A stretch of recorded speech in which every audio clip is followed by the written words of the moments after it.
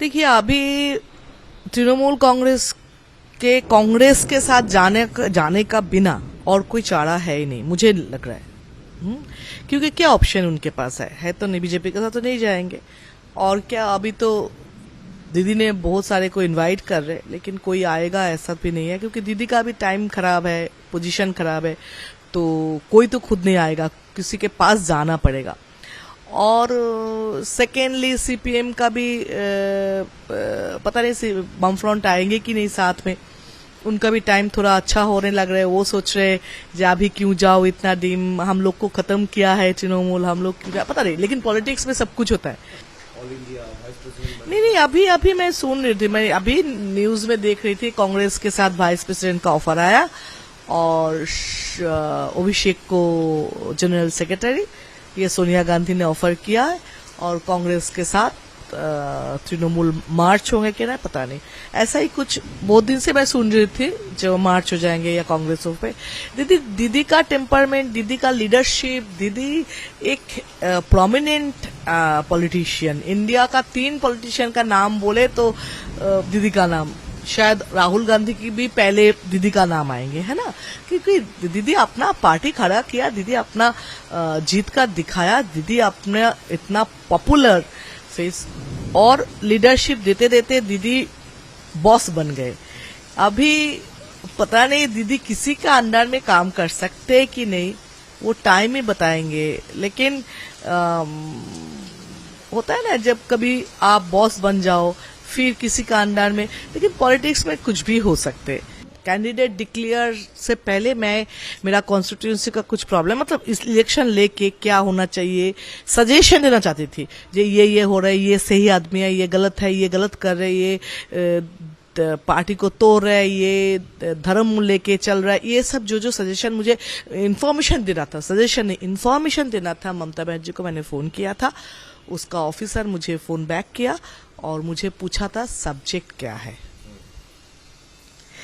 तो मुझे लगा अगर 4 टर्म के कोई एमपी अपना पार्टी का सीएम से मिलना चाहते इलेक्शन से पहले, पार्टी का चेयरपर्सन, फिर स्टेट का चीफ मिनिस्टर भी पार्टी का चेयरपर्सन ही सही है, उनसे मिलना चाहते हैं, मतलब कुछ तो बात होगा। और ऐसा भी नहीं है मैं 1 महीने आके बात करना चाहती हूँ, 17 साल के बाद। तो जब ऑफिसर मुझे पूछा है सब्जेक्ट बताइए, मतलब जो होता है ना, जो चिट्ठी ले जब लिखते हैं ना सब्जेक्ट बोल के ऊपर, तो ऐसा सब्जेक्ट बताने के बाद शायद दीदी बात करते, तो इसलिए मुझे लगा जी नहीं, जरूरत नहीं है सब्जेक्ट बताना का, बताना भी नहीं। उसके बाद मिलना नहीं हुआ। फिर मैंने लास्ट मोमेंट तक मैंने व्हाट्सएप भी किया था, जिसमें मैंने मेरा एरिया में कुछ सजेशन जी ये ऐसा होना है, आप सोच लीजिए।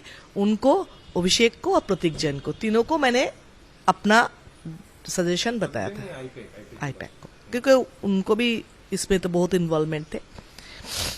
लेकिन उसका जो रिप्लाई आया तो वो मेरा कॉन्स्टिट्यूएंसी का किसी और का और गलत है, मैं नहीं हूँ, किसी और गलत है, ये रिप्लाई आया था मुझे मेरे पास। यानी जो कैंडिडेट ना वो तो नहीं है, लेकिन लिस्ट के बाद में भी 2-4 बात, मतलब जब इलेक्शन कैंपेन में भी बात नहीं हो पाया। नहीं, जब मुझे लग रहा था, मैंने सोचा था, कभी भी हम लोग का सजेशन नहीं लेते थे, लेकिन ठीक है चलो नहीं डिसीजन लेते थे। जब तक मेरा सजेशन नहीं लेके डिसीजन सही होगा तब तक मुझे बोलने का कुछ नहीं है। जब डिसीजन गलत होगा तभी तो मैं बोलूंगी ना।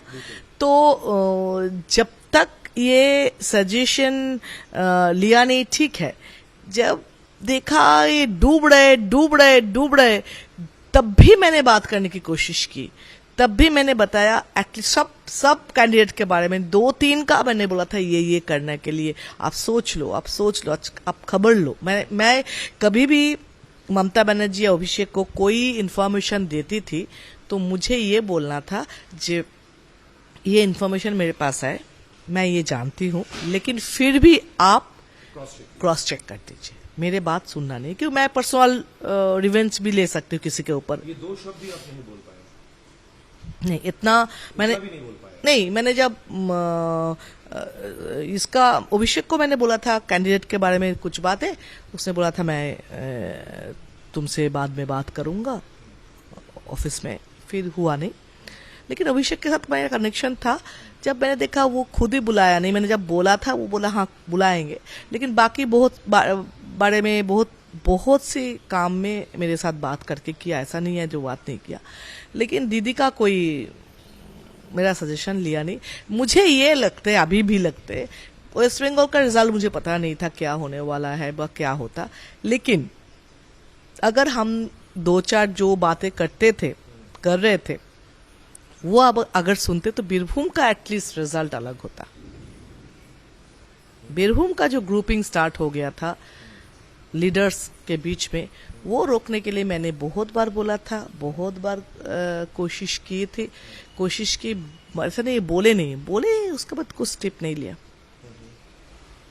जब आप बोलते रहेंगे 2-4 बार 4 बार बोलते रहेंगे, आप जब पता चलेगा 2-3 बार के बाद कोई स्टेप नहीं लिया तो आपको समझ जाना चाहिए इसमें बोलने के फायदा नहीं है। तो ऐसे भी बहुत सारे अनुब्रतों को लेके मैं पहला जब बोलती थी, जब स्टेप नहीं लेते थे, फिर मैंने चुप हो गया। तो नहीं, एडमिनिस्ट्रेशन मीटिंग में मैं ज्यादा कुछ नहीं बोलती थी, उसका रीजन था इसलिए क्योंकि अगर कभी बोल दिया, मैं सबके सामने चीख के नहीं बोलती थी, मैं कभी भी साइड में जाके बोलती थी ये है, बोलते थे बाद में कभी बोलते थे जो ये कौन बोलते? नहीं, मतलब दीदी का ये सब सिस्टम होते थे, तो मैं डरती थी, इसलिए आप खुद रेस्पेक्ट के लिए अगर कुछ उल्टा बोल दे सबके सामने, इसलिए चुप। क्योंकि बहुत सारे इंसिडेंट होते हैं ना, देखा ना, बहुत सारे मीटिंग में ऐसा कुछ बोल देते ना, तो वो सबके सामने तो रेस्पेक्ट खराब हो जाएगा ना।